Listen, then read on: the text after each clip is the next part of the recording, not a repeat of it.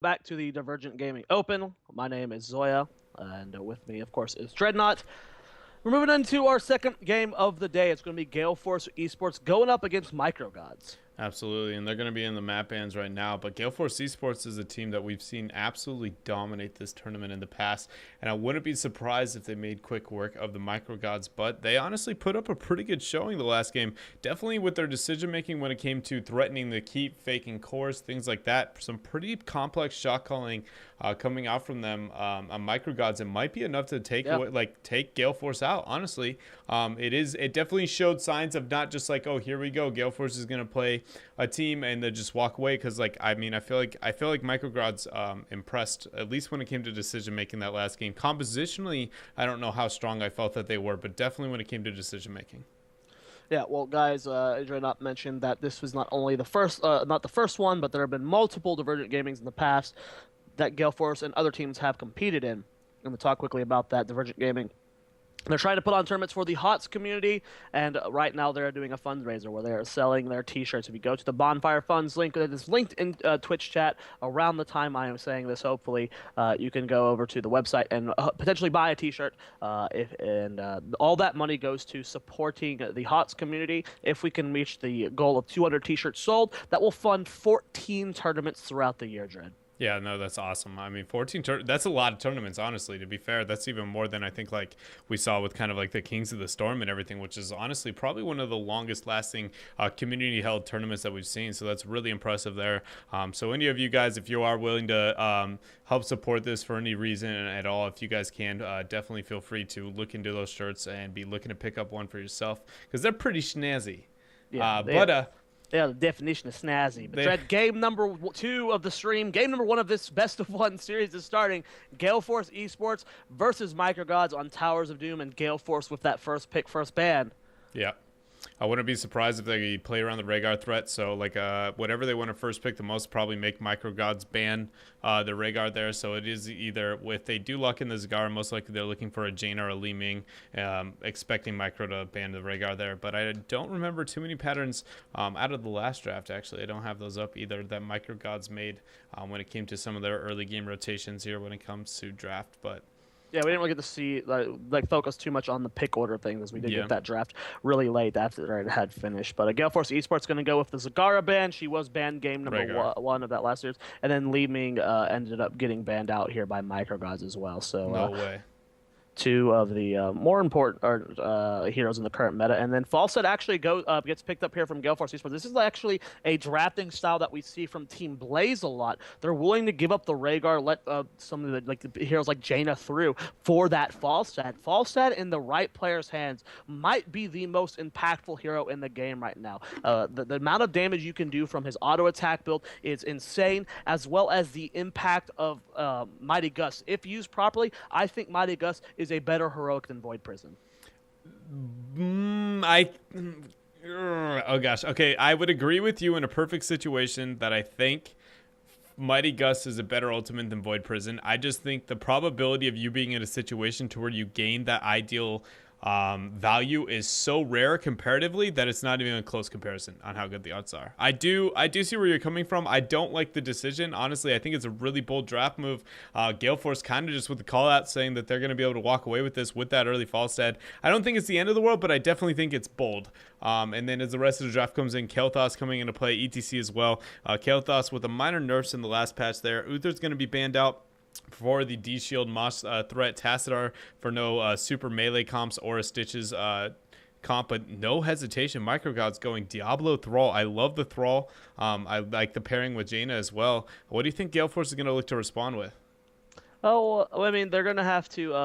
Well, we do see the supports are being focused on as. They do want to take those options away. I like the Tassadar ban from Gale Force, and just the extra support that he can give for a squishier hero like Diablo when it comes to those front line, as well as the Thrall would have been nice. But Gale Force looking to pick up their next 2 picks. We'll see what they're going to end up getting. Karazim is always a great option versus Diablo. If he is the target for the CC, he has the Radiant Dash to get away, as well as when the Diablo is overextended, you have that 7-sided strikes that can take him down very, very quickly. But it will be the Tyrande at least here for Gale Force Esports. You have a great setup for it. Gravity Lapse, even with its nerf, is still good for setting up the Lunar Flare. You have the power slide from ETC as well, but they're actually thinking pretty hard on it. They don't know exactly what support they're wanting to lock in yet. They're just teasing us. Lunara being hovered over here a little bit that you were talking about earlier. Her 13-16 power spikes. Toronto's going to be locked in. And Karazim, a large amount of single target burst and double healer here coming out from Gale Force eSports. ETC Toronto combo is definitely nothing to laugh at, especially if it's paired with a 7-sided strike. And then Microgods looking to get their last lock in here. They definitely need probably a sustained DPS. They definitely struggle a little bit without having Jaina and Thrall, more burst-centric heroes. If they do manage to survive the very initial engagement from the ETC style combo, I do think they might be able to walk away with a winning team fight here over their opponents. Diablo is going to be most likely a solo tank here. He could be done in a double. I just fear that they lack, like I said, the sustained damage if they do run a double tank. I agree with you, though, what you said earlier in game 1 about Diablo as the solo tank. I think sometimes he struggles. Not maybe as bad as Leoric did in the back in the day, but definitely... Oh, no, not as bad as Leoric for sure. He's definitely a better solo warrior than Leoric, but it's on the same tier, right, where it's like, you probably shouldn't, but you can, so it's a tough decision to make. But I agree with you. In this situation, I think they have to go with damage. You're right 100%. There's just not enough damage coming out from Micro Gods. But it's going to be Lost Vikings, and, a lot of people would look at that and go, whoa, that's weird. But on this map, Lost Vikings can be very impactful, especially when you get to the point where there's multiple altars spawning. Having the Vikings be able to not only soak lanes, but go in and sneak those in when one is being contested is very impactful.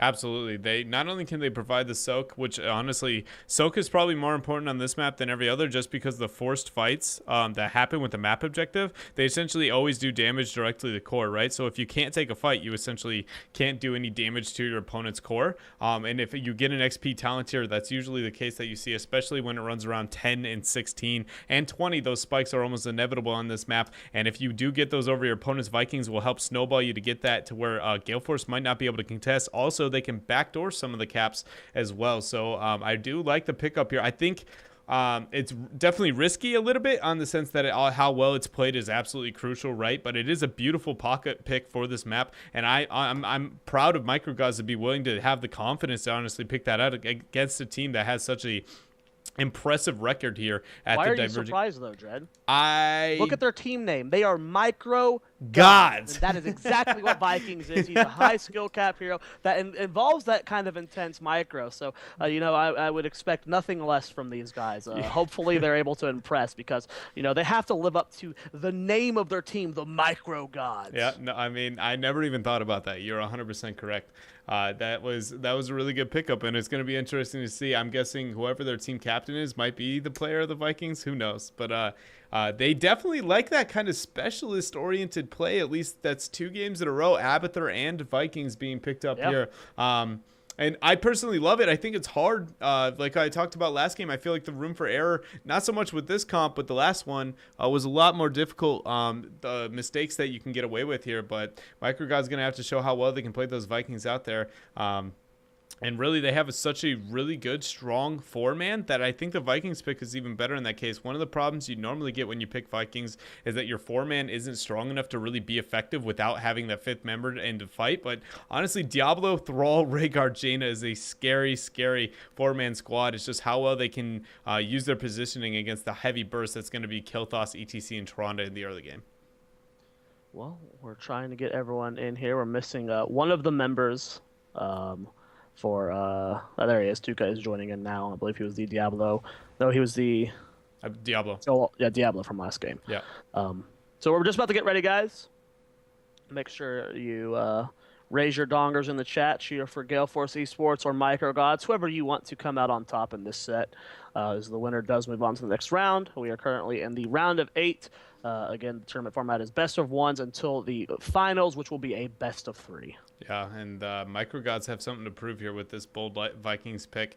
It's going to be interesting to see if they, in the laning phase, if they decide to go with a 1-1-1 on the Vikings and kind of get this weird rotations with the remainder of the 4, or just say, screw it, we're going to put 1 in the top, 2 in the mid, or vice versa, and then end up committing those 4-man to one specific lane and looking to get an early siege. It's a lot more difficult now with the bonus damage done from turrets and structures. It makes that early 4-man rotation and siege that Sylvanas, without a Sylvanas, it becomes a lot more difficult. So I'm definitely going to look forward to see how they play this out here. But like you said, we are going to be going into the best of one between Gale Force eSports and Micro Gods with the Lost Vikings here. I need to work on these names really quick before we get into this. We do have Micro Gods is going to be... Hello? Hello? Guys, we're loading into game number 1. Get hyped in the chat. Towers of Doom is the map. Very interesting map, and I've cast Vikings on this map before. They definitely can be a struggle to deal with, and you know, I'm curious to see, you know, as Gale Force eSports, the veteran of the Divergent Gaming Opens, we'll have to see how well versed they are against this playstyle. We've seen it catch teams off guard in the past, and it can be difficult to deal with if you have no experience against it. But we're loading in. The load screen is almost done. Just a few more bars to finish out, guys. And here we go. On the left-hand side of the map, in the blue trunks, it's going to be Gale Force eSports Hexo playing the Karazim, Daihu on the ETC, Ball and Beast on Kael'thas, Ilamao playing the Tyrande, and Mysticles rounding out the team on Falstad. And in the right-hand side, we have we're gonna have Tuca is gonna be playing the Diablo. Godzilla will be once again on the Jaina. Vikarek is going to be playing that Thrall, and the Vikings is going to be, or Jaddy's gonna be on the Rhaegar once more. And Physics is just their specialist player. It's gonna be interesting. I wonder if they make it past this round. I want to see if he is a specialist only player. There's a couple of those that you run into a Hero League, so this is going to be really interesting to see how they play it out. But they're going to go head to head here in the mid lane. Early game advantage, definitely going to go into a large amount of burst provided by Micro Gods, but if they don't get it right out the gates, even screw that actually, Tyrande, ETC, I calculated that wrong. They definitely have the early game, and Tuca making bold moves there. Yeah, beginning to annihilate it very, very quickly here. The Tyrande power is still here, guys. She may have received nerfs that actually helped her out a lot competitively and in the Hero League win rates, but Hunter's Mark was left unchanged. Do not overextend versus a Tyrande, because that 25% damage is going to crush you every single time, especially on a warrior like Diablo, who has a smaller health pool. We already see the Vikings going for that 3-lane soak. We'll have to see what they plan on doing with this kind of split up here. Usually when you have the 3 members soaking, the Vikings soaking, you see these big push lanes coming out, but I don't know how much value going to be. A great collapse coming out here from Gale Force. The stuns on Diablo. Is this going to be a second death early on for Tuca? And yeah, he goes down very quickly. Absolutely, and every time they do that, they're not going to end up walking away with a kill or any form of advantage over their opponents unless they all in their opponents at the exact same time, which you see Godzilla being a little bit more patient there. Physics is managing to get the soak, but honestly, with the 4-man rotations coming up from Gale Force eSports, oh man, one more pick going to happen to GTA there in that rotation. Sorry about that. I did get that, or JD, a little bit too late there, but honestly, with the 4-man rotations coming from Gale Force, as I was saying, these Vikings are essentially not going to gain any advantage at all. They aren't able to rotate or kill their opponents. They're losing the 4-man that I was talking about before, and if they're losing that and they aren't winning with the Viking soak at all, like Physics in the upper lane, they're essentially in a lose-lose situation. They're winning no front of this game at all right now. One of the cool things, though, that they do have going for them is the bribe pickup on Vikings at level 1. As we do see Diablo yet again getting punished here. No stat charge to get out of there. Daihu taking a lot of damage, but I don't think he's going to go down. And Gale Force just showing the aggressive nature of this composition. You know, even with the gravity lapse nerf, they're still going to be able to snowball these kills. And that's already 4 kills for Kael'thas Dread. That is 4 stacks of gathering power. Actually, no, 2 stacks of gathering power since he's at level 4. So he doesn't have the full 4. He's got 2 so far. And if they keep getting these early game kills, and again, versus a hero, as the power slide does go out again, another kill on the Jaina, but you have to keep in mind that heroes like Murky, heroes like Vikings give a full stack towards gathering power. So if they start getting those pickoffs in the Vikings in the lane as well, that's just going to build them up even faster. Absolutely, and this is a level lead disadvantage, which we talked about here in the mid lane. Tuca is actually going to be picked out again. The Miranda combo coming out. He's going to survive this one. It's going to be close, but he is actually going to... Oh. No way. The owl miss. Mr. Cleese goes for it. The power does get it. Okay. Yeah, that was really, really close. So they're in a situation where they're down an entire level over their opponents. Yes, the Vikings are something that's going to be gaining them a little bit of extra soak at times, but it's not, in my opinion, it's not going to be enough. Being this far behind against their opponents is enough to deny them the level 10, and as long as they don't make any major risks, the level 16 as well. Shrines, which is pretty much going to lead to a free, I mean, it's going to be roughly 16 shots on the core here, so it's a rough situation to be in if you are Micro Gods. And honestly, with the Vikings pickup, really poor team fighting for them as well, so I don't see many direct answers for them to make a comeback. And like you said, the gathering power is only, I mean, it's adding salt to the wound, really. Yeah, and Chain Bomb does a lot of damage, Dread. Imagine when you have the bonus of Gathering Power at max X, 30% additional ability power damage. That can do monstrous amount of damage. And here comes Daihu coming up. He goes for Jat T. The Lunar Flare is there. Grab that follow up, and that's a very dead dog. Yeah, and that's another situation as well that to consider in the later half of the game. You were talking about the gathering power stacks and how well that's going to affect Chain Bomb, but imagine with the new changes to Pyroblast, and if they do end up taking Pyroblast, a full gathering powered Pyroblast, I think might be able to one-shot the Thrall. I won't say the Jaina because the Ice Block's going to come into play, but I don't know. It's going to be really hard to heal that if you're the Rhaegar. Yeah, that's going to be, I don't know if Ancestral's going to be able enough to save that there, but another kill does end up going down onto the Vikings there, and that's, again, another stack going over to Ball and Beast, and like you said, Vikings aren't getting the best value, but level 7 picked up here for both teams very, very soon, and actually, Tuka might get collapsed upon the power slides there. The Lunar Flare follow-up is enough with the grab-ups, and Tuka dies again. Yeah, that's a level disadvantage here. Now, both these shrines going to be contested unless the Vikings sneak one, which I doubt is going to be the situation here. They're going to be in a really, really rough spot. That's the first 12 shots going to be pushed into their opponents, and you're down to low team fight comp. Oh, but Jaina getting caught out a little bit. There he goes. One more going to fall down there. Another stack added to the gathering power world, and Virak's going to walk away with his life there. Karzim's going to cap on the lower half of the map, and now Mystically's going to ensure this up here. And that, again, is going to be a, 28 shot percent left on the core, or shots left towards the core. Physics maybe going to lose a Viking. That seems like nothing now, but honestly, that's another stack for Balling Beast. It's just... he's up to 7 right now. Yeah, he's almost halfway through his stacks right now. That's insane. Yeah, it's just terrifying if you're going to be your opponent's or Micro God in this type of game. And I mean, they do end up losing another Viking on top. It's not going to be too much there, just losing a little bit of XP, but really it's a 2-level disadvantage. And we were talking about earlier how important the XP is on this map. I just don't know if Micro Gods is going to have what it takes to come back in this game. Vikings pull down your team fighting. Even if you have bow, it is a decent team fighting tool, but not really until it hits 20. Daihu going in for the stun there. Demurrant the combo on Tuka again, and that's the story we've seen all game. And you really can't even just blame Tuka on it. It just comes with the hero himself. We talk about how Diablo not only struggles as a solo warrior, but he has no escape unless there's an enemy behind him. He has no way to get away. Even if he gets sense that it's coming, what is he supposed to do? Mount up and run? He doesn't have time for that. The Pyro! She's dead. She's dead. With these stacks, she's got to be dead. No, it's gonna go down. That's a dead Jaina. Wow, Pyroblast with a buff to it recently. It's damage. The nerf to the cooldown, of course, putting it at a very long cooldown. But let's actually take a look at the stacks where he is at right now. As Hexo gets very low. Can he get the 7 He's got another one. He's got another dash. And yeah, he does end up getting off here.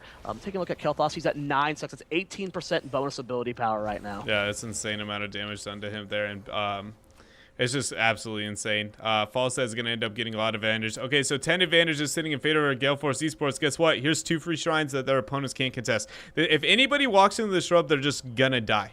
And that's what I was talking about when the XP is just so absolutely relevant here. You see Tuka, Ripperoni, and Cheese. No! And again, I feel bad because honestly, it's not his fault as a player. You know, he's the warrior, right? He has to go in, scouting for his team. It's just that this composition from Gale Force Esports was so well drafted that it's just they're able to punish the weaknesses of Diablo. Absolutely, they do. It's not Tuka's at all. It is very much a draft error and kind of a little bit of a team play error, more than it is his when it comes to that problem there. But now the 20 shots left on the core of Micro Gods here. The Vikings are essentially gaining very little for them. As you saw, boat is going to be picked up, but again, I was talking about how little the boat actually does in team fights until you hit round level 20. So until that happens, I wouldn't consider their team fighting the best. And with the disadvantage they have, there's very few team fights they're going to have a chance to take. Honestly, right now, before their opponents hit 13 is absolutely crucial to try and take some kind of fight.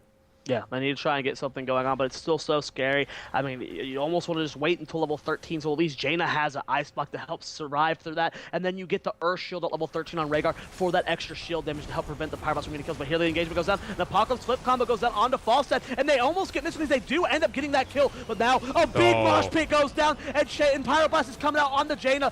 Godzilla gonna definitely go down. Actually, no, it got interrupted. The Pyroblast did not end up going off, and they're turning this fight around on the Hexo. But Carrick trying to kite back here. He's being chased by the rest of them. Ball and Beast looking for the Pyro Blast, but they did end up ranging it. And wow, a really good one fight there coming out from Micro Gods. Absolutely, and that was the situation. Honestly, more than anything, it felt like a little bit of overextension, but great capitalization from Micro Gods in that situation. Mystically's going a little bit too deep. Jaina getting a large amount of damage, and this is where they need to capitalize. Their opponents still aren't 13, but it's not going to be for very long. The Vikings did give them a little bit of a soak advantage. This XP lead has now gone from 2 levels to 1, but I don't know if this is going to be the fight that they can take, really. But we're going to see. They're going to make the aggressive rotation here. They're going to try and make the fight happen. JTY getting very low. The Gravity Lapse doesn't connect, but I don't think it matters. That's a dead Rhaegar. Tuka going in for the engage. Godzilla misses most of his Blizzard, but a nice slip goes on the Eye of Lamau. He immediately replaces himself and mystically shown the aggression on Fall Side. Immediately gets 2 more kills, and that is a 3-for-nothing exchange in favor of Gale Force Esports. Godzilla should be able to back out here. Fallen Beast looking for that Gravity Lapse, but without the level 4 talent, he will not be able to pick that up. No Nether win as he did go with that Gathering Power. Let's take a quick look at those stacks, Dreadnought. It's 13. Wow. That is a lot. Yeah, it's an insane amount of stacks for him, and it's really just one of those situations. They do siege up on the bottom half of the map. Gale Force Esports trying to capitalize more and more. These not only deny shots from their opponents, but game them for them. There you go. It's going to be 5-3 in this type of situation now. Vikings are trying to soak, but it's really just not going to be enough. Like False coming in mid to try and get 1 kill. And that's going to be a dead physics there as well. And, well, what I wanted to try and talk about was really that Vikings, like right there, Micro Gods rotated to try and contest this bottom shrine while they had Vikings soaking the 3 lanes. But realistically, they've been taking every fight without the Vikings grouping to even try and vote. So they've essentially, like, been a talent tier down behind their opponents, but then decide to take the fight without the Vikings even trying to rotate the fight. So I really feel like they need to decide, are we a team that wants to team fight, or are we a team that wants to try and split push and soak here a little bit in the early game, because they just fell so far behind in the early game that they can't make those risks. So here in the mid game, they need to try and figure that out. Like right here, again, another fight they might force. We'll see if they end up doing it, Dread. Level 13 was picked up. We get Ice Block and Urshield. We're just talking about how those are going to be very important versus the Pyroblast we're seeing coming out from Kael'thas, as Physics almost does end up losing another Viking here in the bottom lane. Apocalypse has been used. They're going for the kill on the Ball and Beast. Nice 7-side strikes go down. A good call from JTY. You saw him move into the 7-side strike to absorb some of the damage, but Pyroblast coming in, and the Urshield saved him there. Oh my goodness, the Ancestral coming out to keep him alive, but is this going to be enough to counter Sunder? They need to capitalize on this. Oh, but they aren't able to, and this is a situation where I fear if they're going to be able to walk away with a big lead. Oh no, Rhaegar. JTY. Yeah, and that's, again, a situation where the map objective now, they're going to be down a talent tier. Mysticles is coming behind. Get ready for a huge gust in this type of situation. Yeah, it is off a cooldown. He's looking for it. Yeah, he's being patient with it too, which I love about this. He's just waiting for the moment to come in for the flank here, and they do get Diablo, and here he comes down. He's looking for the flank, and he only ends up hitting Physical. A little bit of hesitation there you saw at the last second. He might have been able to get more people if he just instantly went for it, but he paused, just trying to make sure he got the best gust possible. Level 16 picked up here for Gale Force Esports. I mean, even with the nerf of Arcane Barrier, it allows Kael'thas to be even more safe. They have yet to be able to kill him once this game, and now he's going to be even harder to take down. Yeah, no, then the map is just snowballed more and more in the favor of Gale Force Esports here. There's just not much to say with the composition drafted with these Vikings and falling this far behind in the early half of the map. It's just going to be so difficult to come back. 16 tier advantage is going to be achieved, which is going to lead to a really risky team fight here. The Vikings aren't grouping. Wait, for the first time, Vikings Physics is rotating down. They're going to finally try and take a fight, but this is the 3rd strongest talent tier in the entire game. This is going to be so risky for them to be taken. They are a little bit later in the rotations, but let's see if they can finally take a 5 vs 5 with this talent tier down and stand a chance in this fight. They don't have Falsehood with him. He's capping the bottom strike. Gravity Lapse goes down really early on the Tuka. He's trying to force engage. Apocalypse has been used, and they get the combo down on the Hex, but he immediately uses 7-5 strike. Here comes Mysticles from low. Deliahu getting very, very low. Nice stun coming out from Ilamau, and they're all going to be the first to fall in this fight. Good flank coming out from Mysticles, and nice use of Gust to collapse them into that corner. Ancestral goes down on the JTY. Tuka trying to back cover, gets the Shadow Charge on the Ball and Beast. Chain Bomb doing mad damage there, though. Ball and Beast doesn't go down, and a complete wipe on the end of the Micro Gods, and a GG called pretty early here. I don't know if this is actually game just yet, as there's only no 4 way. shots. Yeah, there's no way. But if they can somehow get the forts, then they could be able to close it out that way. But really destructive fight coming out from Gale Force. And definitely a complaint coming out here about the pinged decision making there with the server in USA. I don't know how valid that is. But it is something that you see a lot of teams at times. If it's not their ideal server, everything kind of falls apart. But The teams here, when it does come down to the lag or not, I just feel like compositionally we did see the Microgods fell a little bit too behind, and all it took was a little bit of the comps from Gale Force eSports getting the hard amount of poke, and they got a huge lead here. They only need 2 more shots. These shots will lead to game-ending core, but 16 tier is going to be achieved for their opponents, and they are sieging on bottom. If they die here, they might end up losing the game in the situation with the shots on core. A lot of it's going to come down to if this force survives. Well, they're looking for the flank here. Who does end up capping that camp. Shadow Stalk used aggressively. They're going for it. Water Elemental popped early. Godzilla trying to disengage for his team, but that's a very dead Diablo to 7 side strikes. He falls almost immediately. Physics does take a lot of damage on his Viking. He's trying to kite back. Gravity Lapse does not end up connecting with anyone. And mainly what they're trying to do with this Merc camp is push it past the wall. If they can get in range, of course, Ball and Beast does fall, loses all his stacks. They're trying their hardest to escort this Merc camp in. They're stalling it out. If it gets in range, that's going to be game. They're trying to stall it out as long as they can. The minions are slowing them down, though. At the last second, they have to kill a few more. Who needs a W. He needs to try and knock him back or something. He does get the stun. They do get one for the core. They need to get the last one. That's GG. Wow, they do end up getting the minions in, and Gale Force eSports is going to take the set. That was honestly, for such a lopsided game, one of the most interesting endings I think I've seen to a Towers of Doom game. And a lot of it was just kind of the story of, here's our Tyrande, here's our ETC, we're going to one-shot you and walk away from the situation. And with Microgods, not only their comp, but it seems like they didn't really know how to deal with the early game rotations coming out from their opponents. And Gale Force just proved why they've been such a successful team here at these tournaments. But like I said, I don't think I've ever seen such an awesome ending to a Towers of the Doom map, especially one that seems so lopsided. Just like the decision making to try and guide those in and escort them in for those final shots in the core rather than waiting out for the final shots is just on a shrine there. That was really awesome. Yeah, really, really great job there from Gale Force eSports. They're going to move on to the next round, the round of 4.